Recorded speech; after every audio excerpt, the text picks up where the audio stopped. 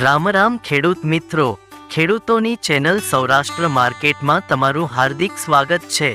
આપણે આ વિડીયોમાં જાણીશું બોટાદ માર્કેટ યાર્ડના ભાવ, પણ તે પહેલા જો તમે ચેનલમાં નવા છો તો નીચે આપેલ સબસ્ક્રાઇબ બટન પ્રેસ કરી ચેનલને સબસ્ક્રાઇબ કરો અને બેલ આઇકનને ઓન કરી દો જેથી કરીને દરરોજના તાજા ભાવ તમે સૌપ્રથમ જાણી શકો।